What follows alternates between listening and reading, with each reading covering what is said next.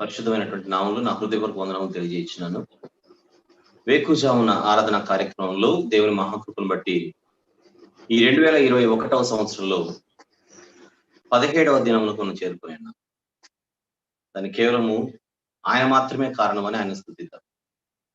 దేవుని యొక్క సహాయాన్ని తీసుకొని ఈనాటి వర్తమానంలోని ప్రవేశిద్దాం. ప్రియులారా, నాతో పాటు ప్రార్థనలు ఏకీభవించవలసింది మనం చేస్తాం. ప్రేమగల తండ్రి, కృపగల దేవ, జీవం గల ఆయన, పరిశుద్ధుడైన మహాగొప్ప దేవ, నిన్న నేడు నిరంతరము ఏకరీతిగా ఉన్నటువంటి మా జీవం కలిగినటువంటి పరమ తండ్రి, ఈ వేకుజామున ఆరాధనలో మిమ్మల్ని స్తుతించుటకు, గణపరచుటకు, కీర్తించుటకు, మహిమపరచుటకు, అదే రీతిగా తండ్రి మీ యొక్క అమూల్యమైనటువంటి మాటలు మేమందరం ధ్యానించుటకు మీరు ఇచ్చినటువంటి ఇంత చక్కని తరుణమును బట్టి స్తుతులు చెల్లిస్తున్నాం నాయన. ఈ కొద్దిసేపు చక్కని మాటలు మేము వినినాం, మరికొన్ని మాటలు వినుటకు మేము సిద్ధంగా ఉండగా సహాయం చేయమని, నడిపించమని ప్రాధేయపరచు. మా జీవితాలను మరింత బలపరచమని, ఈ ఆత్మీయ యాత్రలో, ఆధ్యాత్మిక జీవితంలో మా అందరి స్థితిగతులను ఆత్మీయంగా తండ్రి ఈ విత్తనము ద్వారా బలపరచమని వేడుకొనొచ్చు, మెరుగుపరచమని వేడుకొనొచ్చు. ఈ ప్రియ కుమారుడు మా అందరి ప్రభు ప్రియ రక్షకుడైన యేసు స్వామి వారి పరిశుద్ధమైన నామములో ప్రార్థన సమర్పిస్తున్నాం తండ్రి, ఆమేన్. ప్రభునందు ప్రియులారా, ప్రతి వేకుజామున దేవుని స్తుతించుటకు రోజుకొక నూతన కారణమును మనము తెలుసుకుంటూ, నేర్చుకుంటూ, ఆ కారణమును బట్టి దేవుని స్తుతించుటకు మనం ప్రతిరోజు సిద్ధపడుచున్నాం. అందుకోసం మనము కేవలము జీవము గల, శక్తి గల దేవుని వాక్యమును మాత్రమే ఆధారం చేసుకొని, వాక్యమును మాత్రమే ప్రాథమిక వనరుగా మన చేతిలో ఉంచుకొని, ఆకాశ మహాకాశములు పట్టజాలన మహాదేవుని స్తుతించుటకు మనము ధన్యులుగా ప్రతిరోజు ప్రయాణం చేస్తున్నాం. అందులో భాగంగా గత కొన్ని రోజులుగా బైబిల్లోని మొదటి వాక్యం, ఆదియందు దేవుడు భూమి ఆకాశములను కలిగించెను లేదా సృజించెను, ఆ వచనాన్ని తీసుకొని చాలా విషయాలు నేర్చుకుంటుండగా ఆదియందు అనేటువంటి పదాన్ని, దేవుడు అనేటువంటి పదాన్ని మనం ఆలోచించి ధ్యానించి ప్రస్తుతం మనము భూమి ఆకాశములు అనేటువంటి పదాన్ని మనం ఆలోచిస్తున్నాం. భూమి ఆకాశములు అంటే సృష్టి అని, జగత్తు అని, ఆ జగత్తుకు దేవుడు పునాది వేశాడని మనం మాట్లాడుతున్నాం. ఆ తర్వాత కూడా కొన్ని విషయాలు మాట్లాడుతున్నాం. ఈ సందర్భంగా నేను ఒక విషయం చెప్పి నేను ముందుకెళ్తాను. జగత్తుకు పునాది వేశాడు అని మాట్లాడుకున్నాం, అందరికి జ్ఞాపకం ఉండొచ్చు. పునాదిని ఇంగ్లీష్ లో ఫౌండేషన్ అని అంటారు. ఎవరైనా ఇంగ్లీష్ బైబిల్స్ ని వాడుతూ ఉంటే ఈ సందర్భంగా, కొన్ని సందర్భాల్లో మనం వాక్యం చెప్పేటప్పుడు కొంతమంది ఇంగ్లీష్ బైబిల్స్ వాడుతుంటారు. ఆ ఇంగ్లీష్ బైబిల్స్ లో కొన్ని వర్షన్స్ లో ఫౌండేషన్ కు బదులుగా క్రియేషన్ అనే పదాన్ని వాడారు పునాది కోసం. ఉదాహరణకు, జగత్తుకు పునాది వేయబడక మునిపే ప్రేమ చేత క్రీస్తులో మనం ఏర్పరచుకునే ఎఫెసీ పత్రికలో ఉంటుంది కదా, జగత్తుకు పునాది వేయబడక మునిపే అనే పోర్షన్ ని తెలుగులో మనం చూసేటువంటి పోర్షన్ ఇంగ్లీష్ లో since the creation of the world అన్నాడు కొన్ని వర్షన్స్. మరికొన్ని వర్షన్స్ లో since the foundation of the world అని అన్నారు. అందుచేత అక్కడ క్రియేషన్ అనే పదం ఉన్నా మీరు వెంటనే అది ఫౌండేషన్ అనే భావనలోనే మీరు దాన్ని తీసుకోవాలి. దీన్ని ఖచ్చితంగా మనసులో ఉంచుకోండి. బైబిల్లో దీన్ని, అంటే మనము గ్రీకు భాషలోనికి వెళ్ళిపోతే, నూతన నిబంధన వ్రాయబడింది గ్రీకు భాషలో కనుక, ఆదిమ గ్రీకు భాష. అందులో పునాదికి లేదా ఫౌండేషన్ కి క్యాటబోలీస్ లేదా క్యాటబోలైజ్ అని ఒక పదాన్ని వాడాడు. ప్రతి చోట కూడా పునాది అన్న చోట ఇదే పదాన్ని వాడాడు. దానికి క్యాటబోలైజ్ అనేటువంటి ఆ పదానికి ఫౌండేషన్ అనే మీనింగ్ ఉంటుంది. అందుచేత క్రియేషన్ అనేటువంటి ఆంగ్ల పదం కంటే ఫౌండేషన్ అనే పదమే మరింత వాస్తవ దృశ్యాన్ని, వాస్తవ చిత్రాన్ని మనకి ఇస్తుంది అని ఇంగ్లీష్ బైబిల్స్ ని ఫాలో అయ్యే వారి కోసం మాత్రమే ఇది చెప్పాను. క్రియేషన్ అని వచ్చినా అక్కడ ఫౌండేషన్ అనే భావనలోనే దాన్ని తీసుకోవాలి. ముందుకెళ్దాం. ఇంకా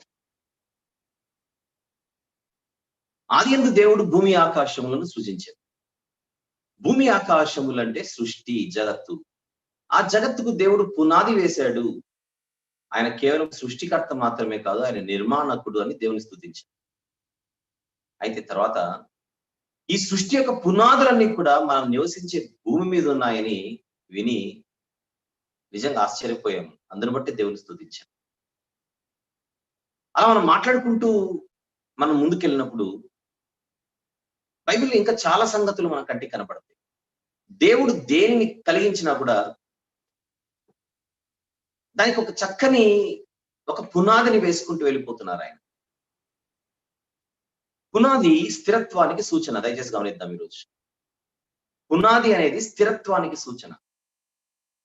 పునాది మీద కట్టబడనిది ఏదైనా కూడా నిలబడలేదు.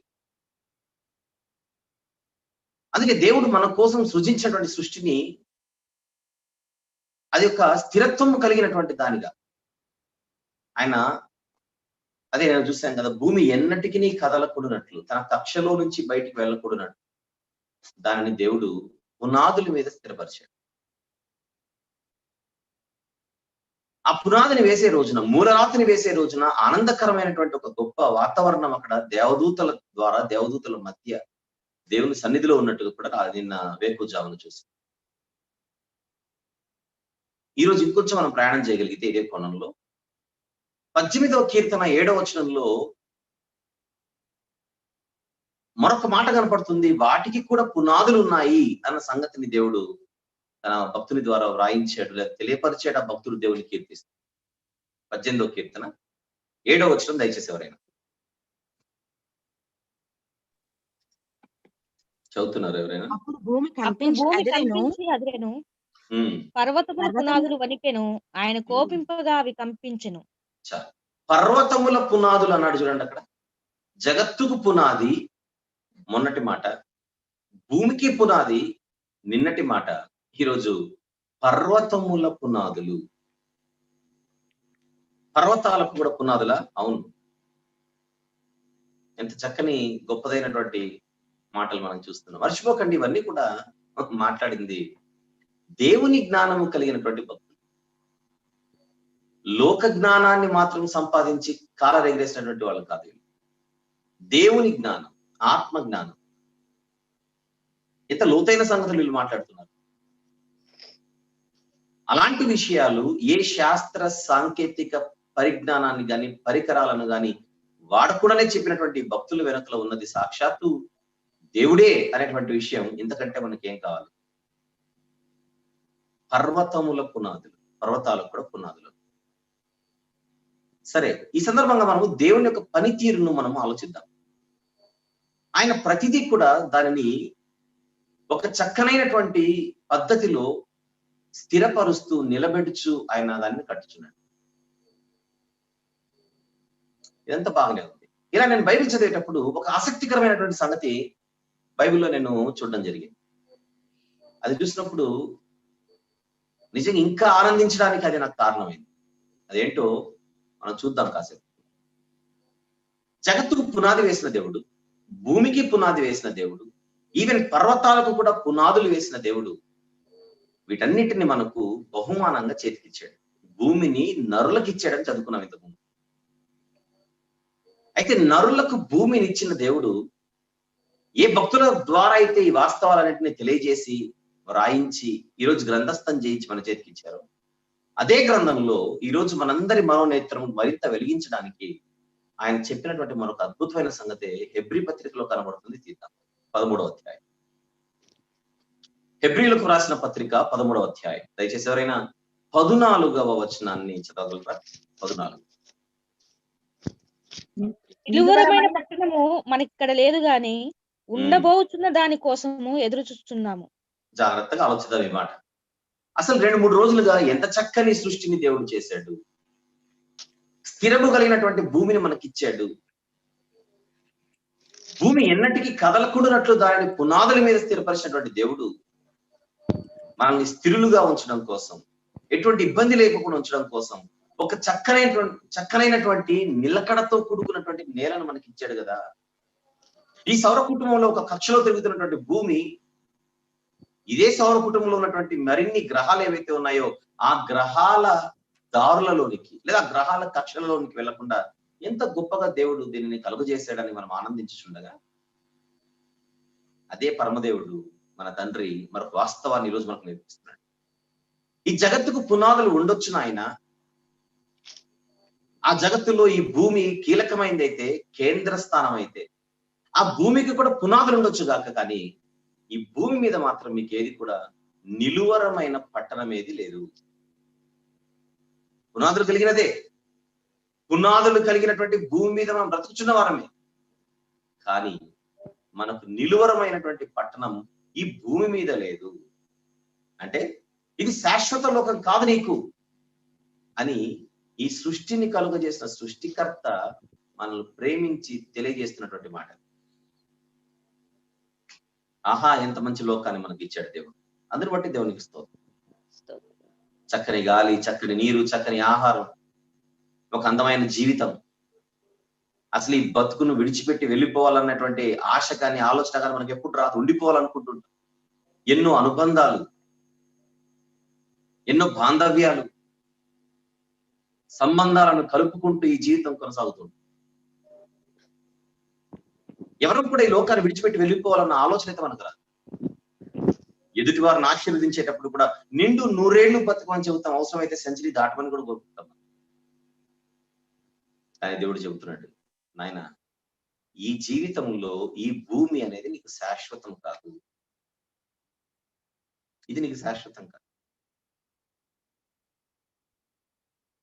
అంటే కళ్ళ ముందు కనబడుచున్నది శాశ్వతమైంది కాదన్నమాట.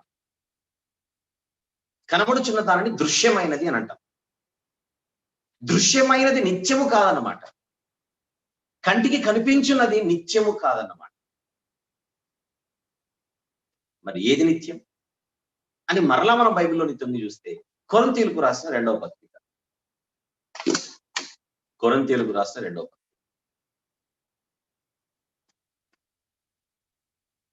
4వ అధ్యాయం, కొరింథీయులకు రాసిన 2వ పత్రిక 4.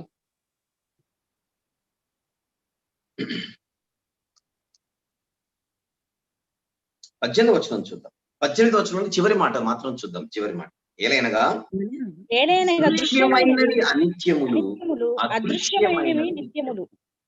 చూస్తున్నారా ఎంత బాగుంది బైబిల్. కళ్ళ ముందు కనబడే ప్రతి దానికి పునాది కనబడుతుంది.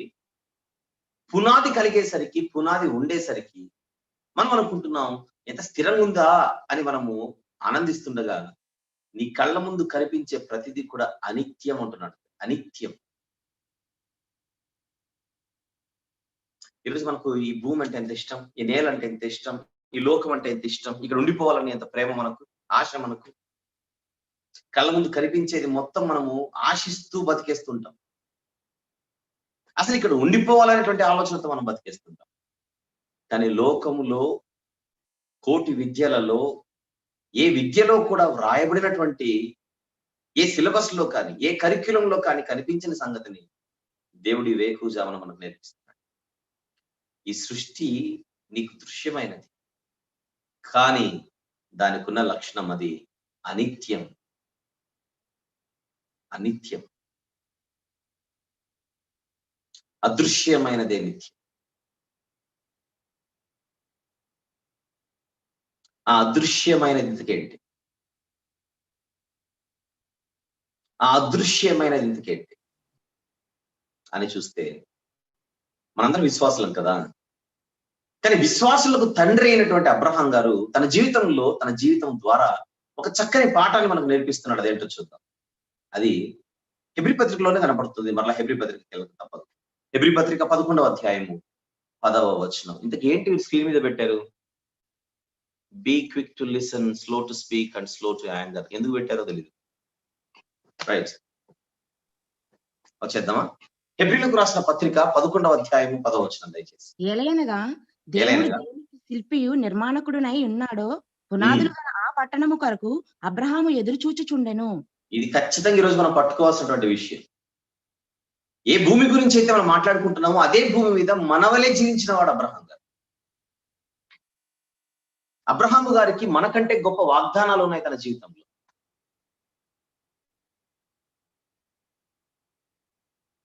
ఏకం ఒక దేశాన్ని దేవుడు ఇచ్చింది నీకును నీ సంతానానికి. ఉచితంగా నేను ఇవ్వబోతున్నాను అంటున్నాడు. కల్దీయ దేశం నుండి కనాను దేశానికి రప్పించి, అలా ఒక దేశాన్ని దేవుడు ఉచితంగా అబ్రహాం గారికి ఇస్తుంటే గుడారాలు వేసుకుని బతుకుచు ఆయన ఒక అద్భుతమైనటువంటి పాఠాన్ని మనకు చెబుతున్నాడు. ఏమిటి అని అడిగితే, నేను ఎదురు చూస్తున్నది పునాదులు గల పట్టణం కోసం. పునాదులు గల పట్టణం అనేది ఒకటి ఉందా అంటే అబ్రహాం గారు అవును అంటున్నారు. ఏమిటి ఆ పట్టణం? జగత్తుకు పునాది ఉంది కదా, మనం నివసించే నేలకు పునాది ఉంది కదా. నిన్న మొన్నటి పాఠాలు మనం మాట్లాడుకున్నది. ఆల్రెడీ పునాది ఉన్నటువంటి భూమి మీదనే కదా నువ్వు బతికేది అబ్రహాం గారు. మరి పునాదులు కలిగినటువంటి భూమి మీద బతుకుచు పునాదులు గల పట్టణం కొరకు ఎదురు చూడడం ఏంటి? అబ్రహాము గారికి తెలిసినటువంటి వాస్తవమే, ఈ భూమి మీద మాకు నిలువరమైనటువంటి పట్టణం అంటే ఏది లేదు. కనాను ఉండొచ్చు కాదు, భవిష్యత్తులో నా దేవుడు నా సంతానానికి కనాను దేశాన్ని ఇస్తానంటున్నాడు శాశ్వతంగా. ఉండొచ్చు, కానీ కనాను దేశాన్ని ఇచ్చినంత మాత్రాన ఇది మాకు నిలువరమైన పట్టణం అయితే కాదు అని భూమి మీద ఉన్నటువంటి దేనిని ఆయన ఆశించక, ఆయన కానీ ఆయన పిల్లలు కానీ పునాదులు గల పట్టణం కోసం ఎదురు చూస్తున్నారు. ఏమిటి ఆ పునాదులు గల పట్టణము? కింద 16వ వచనంలో చూద్దాం. నేరుగా వెళ్ళిపోతాం 16వ వచనం. హెబ్రీ పత్రిక 11:16. అయితే వారు మరీ శ్రేష్టమైన దేశమును అనగా పరలోక సంబంధమైన దేశమును కోరుచున్నారు. చూసారా? ఆ పైన చూస్తే వారు ఏ దేశం నుండి వచ్చిరో ఆ దేశమును జ్ఞాపకమందు ఉంచుకున్న ఎడల తిరిగి వెళ్ళుటకు వీలుండు. ఆయన 15వ వచనం. వాళ్ళు వచ్చింది కల్దీయ దేశం నుండి కదా. కల్దీయ నుంచి కనానుకు వచ్చిన అబ్రహాం గారు మరలా కల్దీయపై కన్నేయలేదు. కనానుకు వచ్చినటువంటి అబ్రహాం గారు మరలా నేను కల్దీయ దేశానికి వెళ్ళి కనీసం అక్కడ నేను పోయే రోజుల్లో అంటే నా ముగింపు రోజుల్లో అక్కడ స్పెండ్ చేయాలన్న ఆలోచన తానైతే లేడు. కల్దీయ నుండి కనానుకు వచ్చిన కల్దీయ మీద కన్నేయకుండా, కల్దీయ నుండి కనానుకు వచ్చిన కనాను మీద తనకు ఆశలు లేకుండా ఆయన పునాదులు గల పట్టణం కోసం ఎదురు చూస్తున్నాడా? ఏమిటి ఆ పునాదులు గల పట్టణం అని అడిగితే కింద చెబుతున్నది పరలోక సంబంధమైనది. అది పరలోక సంబంధమైన దేశం, అది అదృశ్యమైనది. ఈ మట్టి నేత్రానికి, ఈ మట్టి కంటికి కనిపించని లోకం అది. అందుకే అది అదృశ్యం. ఆ అదృశ్యమైన లోకానికి ఉన్న లక్షణం అది నిత్యమైనది అని అంటున్నాడు కొరింథీ పత్రిక. అనిత్యమైన దానికే పునాది ఉన్నప్పుడు నిత్యమైన దానికి పునాది లేకుండా ఎలా ఉంటుంది? అంటే ఎప్పటికైనా ఈ భూమి కనుమరుగైపోతుంది అన్నమాట. ఎప్పటికైనా ఈ సర్వసృష్టి, కళ్ళ ముందు కనిపించే సర్వసృష్టి, విశ్వం, జగత్, ఇదంతా కూడా కనుమరుగైపోతుంది అన్నమాట. శాశ్వతమైనది కాదన్నమాట, నిత్యమైనది కాదన్నమాట. నిత్యమైనది కాని దానికే దేవుడు పునాది వేసినప్పుడు అనిత్యము, అనిత్యమైనది, క్షమించండి, అనిత్యమైనది అన్నట్టు, అనిత్యమైనటువంటి ఈ సర్వ సృష్టికి దేవుడు పునాది వేసినటువంటి దేవుడు నిత్యమైన, నిలువరమైన, పరలోక సంబంధమైన దేశం. అబ్రహాం గారికి తెలిసిన సత్యం ఏమిటది? పునాదులు గల పట్టణం. పౌలు గారు అంటారు ఫిలిప్పీ పత్రికలో, అక్కడ మన పౌరస్థితి ఉన్నది. అంతేనా? తెలియని వారి కోసం తీద్దాం. ఫిలిప్పీలకు రాసిన పత్రిక, మన సిటిజన్షిప్ ఎక్కడుందో ఎంత చక్కగా చెబుతున్నారో చూద్దాం. ఫిలిప్పీలకు రాసిన పత్రిక 3వ అధ్యాయం 20వ వచనం చూద్దాం. ఫిలిప్పీ పత్రిక 3వ అధ్యాయం 20వ వచనం. మన పౌరస్థితి పరలోకమందున్నది, అక్కడ నుండి ప్రభువైన యేసుక్రీస్తు. ఎందుకు మన పౌరస్థితి పరలోకమందుంది అని అడిగితే, అక్కడ మన తండ్రి ఉన్నాడు కనుక. నాన్న లోకమే మన సొంత లోకం, తండ్రున్న లోకమే మన సొంత లోకం. అక్కడ ఉంది మన పౌరస్థితి. ఉదయం బడికి వెళ్ళిన పసివాడు లేదా మన ఇంటి బిడ్డ సాయంత్రం అయ్యేసరికి ఇంటికి రావాలి, అది ధర్మం. బడే ఇల్లు అనుకుంటే, ఇంటిని విడిచిపెట్టి బడికి వెళ్ళిన వాడు బడిలో పని చూసుకుని సాయంత్రానికి తిరిగి ఇంటికి వస్తే అది ధర్మం. 4 గంటలకు బడి అయిపోయిన తర్వాత కూడా బడిలోనే కూర్చొని బడే ఇల్లు అనుకుంటే అది అధర్మం.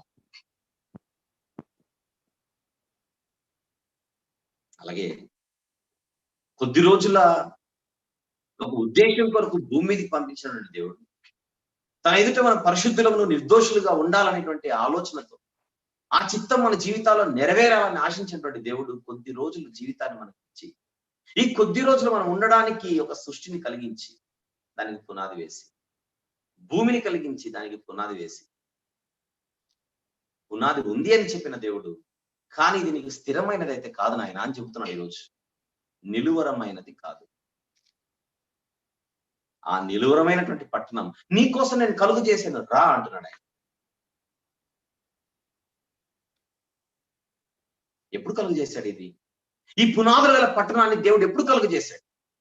పరలోకం అనే పునాదులు గల పట్టణం ఎప్పుడు కలుగు చేశాడని అడిగితే అద్భుతమైన విషయమే.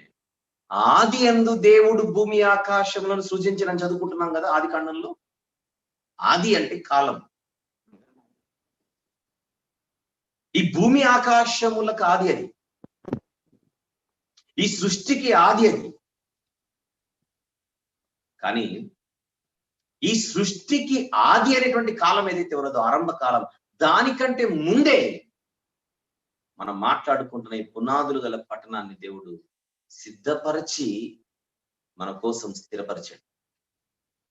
అదే యేసుప్రభు వారు మత్తయి సువార్త 25వ అధ్యాయంలో లోకము పుట్టినది మొదలుకొని సృజింపబడినటువంటి, సిద్ధపరచబడినటువంటి మరొక రాజ్యం గురించి మాట్లాడుతున్నారు. చూడండి, మత్తయి సువార్త 25వ అధ్యాయము 34వ వచనం. తన కుడివైపున ఉన్న వారిని చూచి ఏమంటున్నాడు చూద్దాం.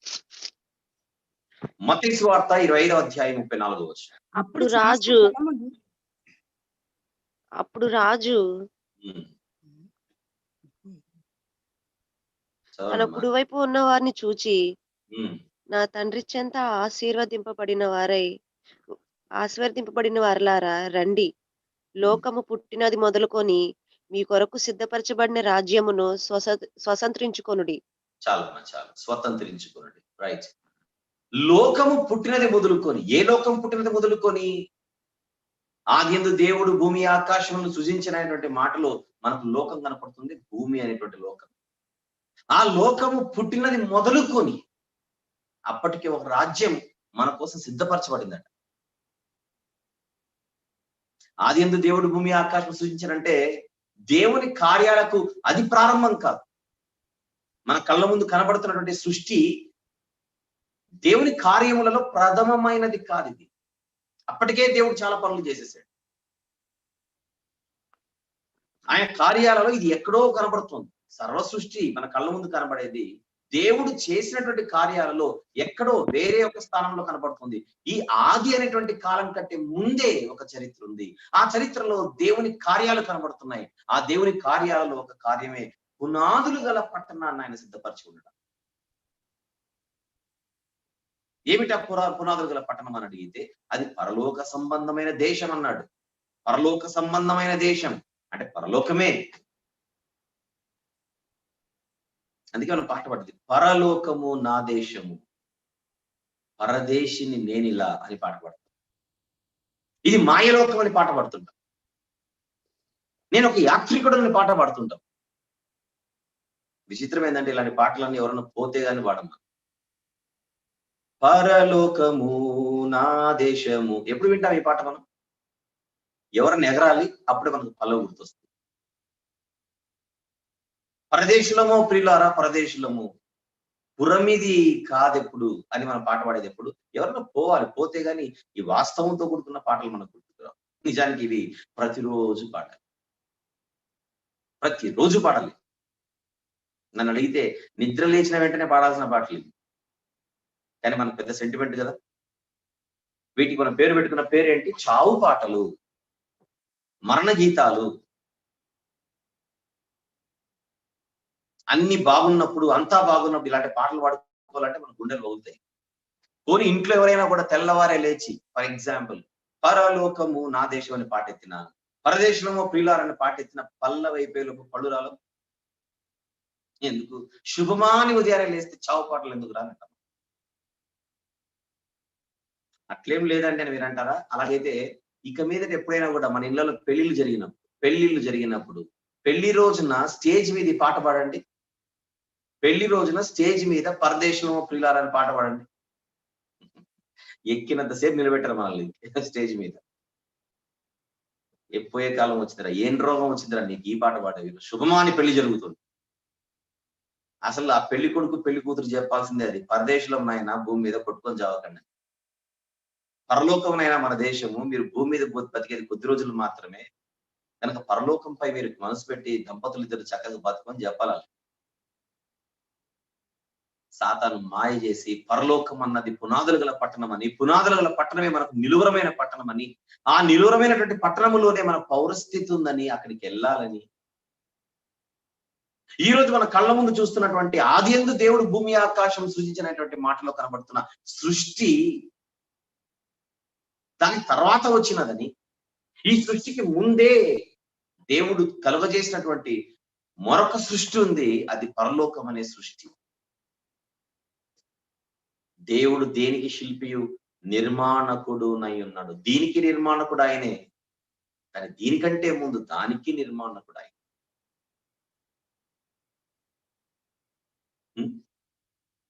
మరి దీనికి దానికి తేడా ఏంటనేది మనం భవిష్యత్తులో చాలా విషయాలు మాట్లాడుకుంటాం, అక్కడ నేర్చుకుంటాం. ఈ వేకువజామున దేవుని స్తుతించుటకు మనకు బైబిల్లో కనబడుతున్న కారణమే, ఆదికాండం 1వ అధ్యాయం 1వ వచనంలో కనబడుతున్నటువంటి ఆది అనేది అన్నిటికీ ఆది కాదది. గుర్తుపెట్టుకుందాం, అన్నిటికీ ఆరంభం కాదది, కేవలం సృష్టికి మాత్రమే ఆది, సృష్టికి మాత్రమే ఆరంభం, పరలోకానికి ఆది కాదది. సృష్టి ఆది, కానీ ఆ ఆది అన్న దానికి ముందే చాలా విశాలమైన విశేషమైన చరిత్ర, విశేషమైన చరిత్ర. ఆ చరిత్రలో మన సొంత దేశం కనబడుతుంది. లోకము పుట్టినది మొదలుకొని అది సిద్ధపరచబడింది మనందరి కోసం. మరి ఎవరు ఆ యొక్క స్వాస్థ్యాన్ని, ఎవరు ఆ యొక్క రాజ్యాన్ని స్వతంత్రించుకుంటారని అడిగితే ప్రభు చెబుతున్నాడు, నా తండ్రి చేత ఆశీర్వదించబడిన వారులారా. ఈ భూమినేమో దేవుడు అందరికీ ఇచ్చాడు, కానీ పరలోకం మాత్రం అందరికీ ఇవ్వట్లేదు. ఓన్లీ ఏర్పరచబడిన వారికి ఇస్తున్నాడు. చీకటిలో నుండి ఆశ్చర్యకరమైన తన వెలుగులోనికి వచ్చిన వారికే ఇస్తున్నాడు. ఈ భూమి మీద పాపాన్ని మూటగట్టుకొని చీకటిలో బతుకుతున్న మనందరం, అంటే మనుషులందరూ, ఏ భేదమును లేదు అందరూ. ఆ చీకటి గల లోకం, చీకటి గల అంధకార స్థితిలో నుండి, అంధత్వ స్థితిలో నుండి మనము బయటకు వచ్చేయాలి. సువార్తను బట్టి, వాక్యాన్ని బట్టి. నేను లోకమునకు వెలుగై ఉన్నాను అని ప్రభు చెప్పారే, ఆ వెలుగులోనికి వచ్చేయాలి, ఆ వెలుగులోనే బతకాలి, ఆ వెలుగులోనే కన్నుమూయాలి. వారు దేవుని చేత ఆశీర్వదించబడిన వారు. ఈ వేకువజామున వాక్యం వినిచుండగా మీరు ఎవరైనా కూడా ఇంకా బాప్తిస్మం తీసుకోకుండా ఈ మాటలు వింటుంటే, మారు మనసు లేకుండా ఈ మాటలు వింటుంటే, పాపాలను కడుగుకోకుండా ఈ మాటలు వింటుంటే, మీరు ఇంకా చీకట్లో ఉన్నట్టే. ఆ చీకట్లో నుంచి మీరు ఆశ్చర్యకరమైన దేవుని వెలుగులోనికి వచ్చేయాలి, పాపాలు కడుక్కొని. ఆ పాపాలు కడుక్కోవడానికి మనకున్న ఏకైక శరణ్యమే ప్రభువైన యేసుక్రీస్తు వారు కార్చినటువంటి దివ్యమైన అమూల్యమైన రక్తం అందుబాటులో ఉంది. ఈరోజు మనకు విశ్వాసంతో ఆ బలియాగం జరిగినటువంటి శిలువ చెంతకు వస్తే, ఆ శిలువ దగ్గర నుంచి మీ పరలోక యాత్ర ప్రారంభం. ఆ శిలువ మీద చిందింపబడినటువంటి అమూల్యమైనటువంటి రక్తంలో ఈ జీవితాలు కడుక్కొని ఈ పరలోక యాత్ర, పునాదుల పట్టణమునకు చేరుకొనుటకు ఒక అద్భుతమైనటువంటి యాత్రను మీరు భూమి మీద ప్రారంభించారు. వాక్యముతో ప్రతిదినము జీవితాన్ని కడుక్కుంటూ ముందుకు సాగాలి.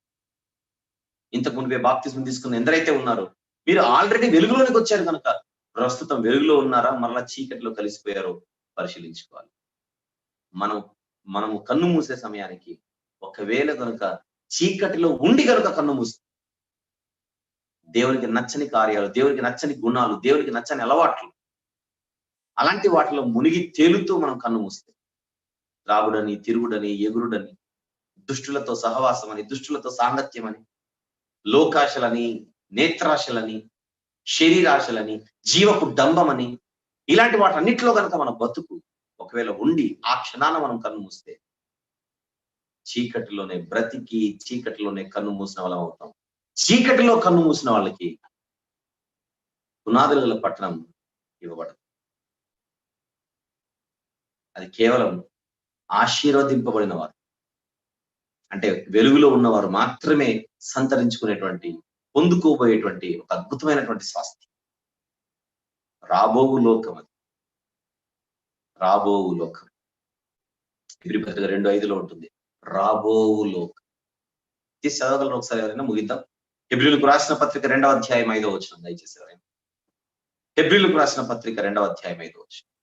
మనము మాట్లాడుచున్న ఆ రాబోవు కాలమును ఆయన కాలమా దూతలకు లోపరచలేదు. అమ్మ, కాలమా లోకమా? మనం మాట్లాడుచున్న ఆ రాబోవు లోకమును కాలం అని చదివారు మీరు. మనం మాట్లాడుచున్న ఆ రాబోవు లోకమును అన్నాడు చూడండి. ఆయన దూతలకు లోపరచలేదు, కేవలం తన పిల్లల కోసమే చేశాడు. దూతలు ఉన్నది కేవలం సేవ చేయటకు మాత్రమే. అంత గొప్ప భవిష్యత్తు మనకి ఇవ్వబోతున్నాడు దేవుడు. ఆ రాబో లోకాన్ని మనం పొందుకుందాం. ఆ రాబో లోకాన్ని, ఈ లోకాన్ని చేయక ముందే దేవుడు కలుగజేశారట. ఎంత అద్భుతమైన విషయం. అందుచేత క్రీస్తునందు లేపబడిన వాళ్ళు ఎవరైనా ఉంటే, అంటే బ్యాప్టిజం అప్పుడు, వాళ్ళందరికీ మీద పైనున్న వాటి మీద పైనున్న వాటి అంతే దృష్టి పెట్టాలి. ఇహలోక సంబంధమైన వాటి మీద కాదు, భూలోక సంబంధమైన వాటి కాదు.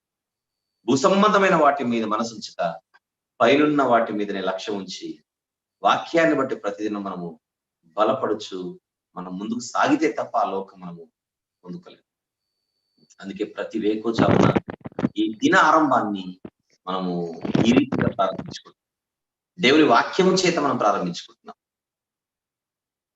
దిన ఆరంభపు కాలాన, అంటే వేకోజామున మనం వాక్యంతో ప్రారంభించుకుంటుంటే, ఆ వాక్యం అన్నది మన హృదయంలో నిలిచి ఆ రోజంతా మనల్ని నడిపించాలి. నేర్చుకుంటున్న వాక్యాలను నెమరు వేసుకుంటూ ఆ దినమంతా మనము ప్రతిదినము కూడా సాగాలి. అలా మన దైనందిన జీవితాన్ని మలుచుకొని దేవుని ఎదుట ప్రతిదినము మన జీవితాన్ని మెరుగుపరుచుకుంటూ ఈ శేష జీవితాన్ని విజయవంతంగా దేవుని సన్నిధిలో ముగిద్దాం. ఆ రీతిగా దేవుడు మనందరినీ కూడా గొప్పగా దీవించునుగా. స్తుతిద్దాం, కీర్తిద్దాం, ఘనపరుద్దాం దేవుణ్ణి. మనల్ని ఇంకా బలపరచాలని ప్రార్థిద్దాం. నాతో పాటు ఏకీవించవలసిందిగా ప్రభు పేట మనం చేస్తున్నాం. ఈ వేకుజామున మీరు ఇచ్చినటువంటి ఈ మాటలన్నింటిని బట్టి స్తుతి చెల్లిస్తున్నాం. ఆది యందు మీరు భూమి ఆకాశములను సృజించారని చదువుకుంటున్నప్పుడు, ఆది అని చూడగానే అది అన్నిటికీ ఆది అని ఒకవేళ ఆలోచనలు మాకు వస్తుంటే, అది కాదు అని నేర్పించారు.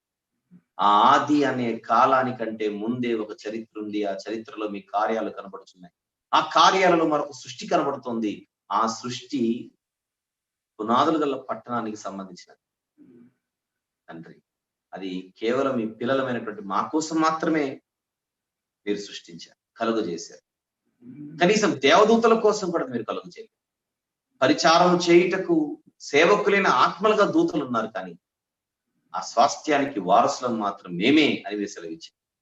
ఎంత గొప్ప ధన్యతను మాకు ఇచ్చారు. కానీ ఇది తెలియక ఈ ప్రపంచంలో, ఈ చిన్న జీవితంలో, ఈ చిన్న లోకానికి మాత్రమే మా ఆలోచనలు పరిమితమై ఇక్కడే పగలు, ప్రతీకారాలు, ద్వేషాలు, పదవులు, ఉరుకులు పరుగులతో మా జీవితాలు కొనసాగుతున్నాయి.